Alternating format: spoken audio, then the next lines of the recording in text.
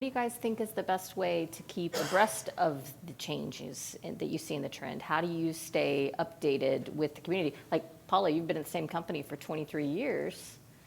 How do you pay attention to what's going on in the community? Are there conferences, communities, blogs, webinars, podcasts? Why, the TLC panel.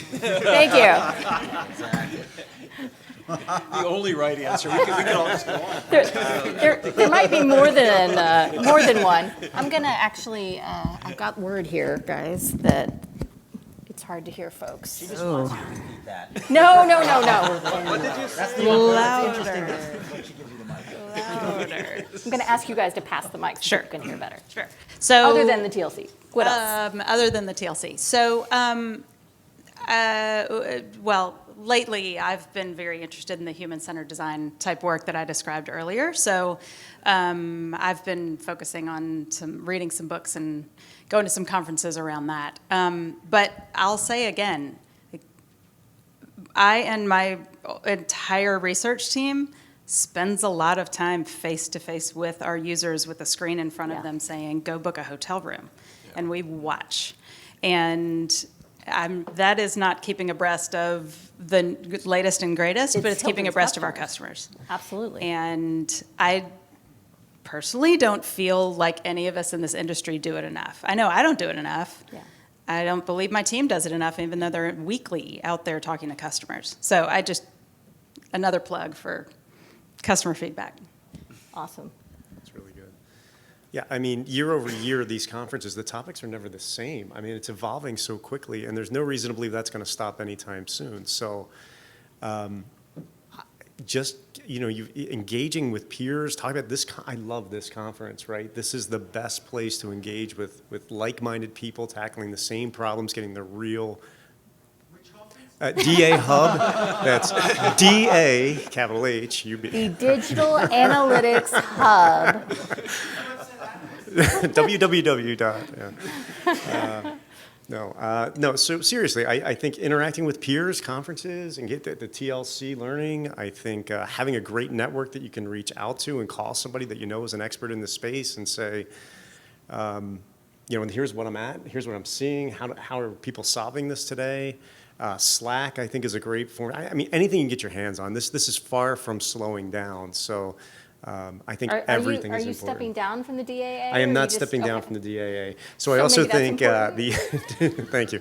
The Digital Analytics Association is fantastic as well. Thank you. And peer-to-peer conversations. So I think that's it. What's the question again? Sorry. I'm losing my memory. What kinds of community conferences, blogs, Right. podcasts that you think people should listen to? Other than our blog, Right. I would say, I don't know. I do a lot of productive procrastination. Mm-hmm. My CTO is here, so this will be painful. It'll be obvious to him that I'm always blowing off what I'm supposed to be doing. And I often, if I don't feel like doing what I'm supposed to be doing, a lot of times I'll be watching some sort of lecture on YouTube. There's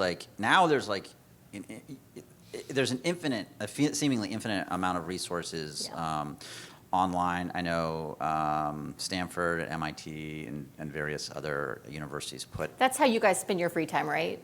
Watching MIT lectures. Lots of nodding June heads. does. Absolutely. June does for sure. And so I'll do that fairly often. There are videolectures.net.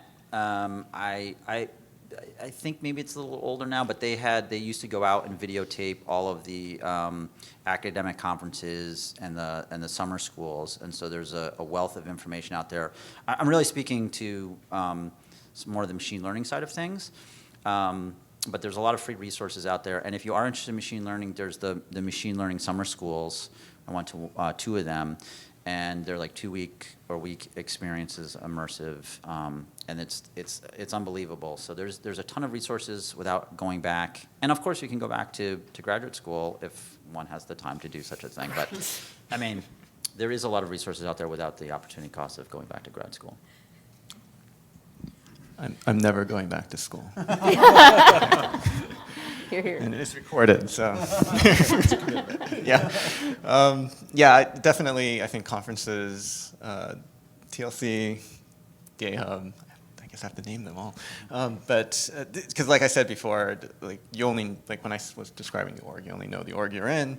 You only know the program you're in, and you don't know what's out there until you go out and find out more. So yeah, definitely reaching out to different people, just reading different papers or blogs that I can find or that are out there.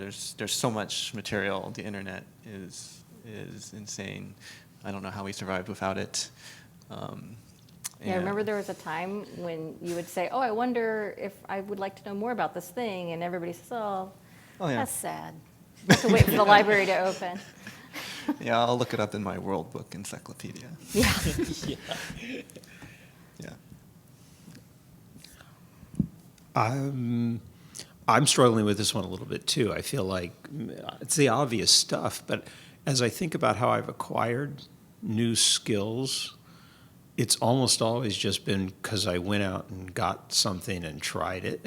I have never gotten a lot out of courses, and occasionally get ideas out of conferences, but you know, an idea generally doesn't translate into anything real. And I guess most of the time, if I've done something new, it's because I went out and tried it. And I think that's about the only way you really can. I guess the question is, how do you hear about new things? Conferences are great for that.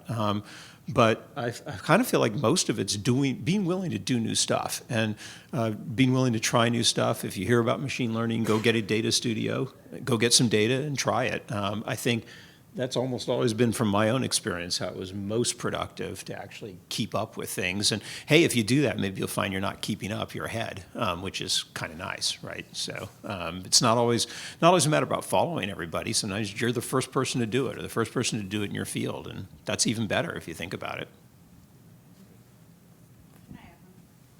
You certainly may.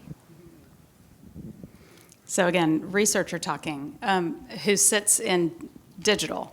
So my peers in my experience design organization are the designers and the UX architects and the copywriters.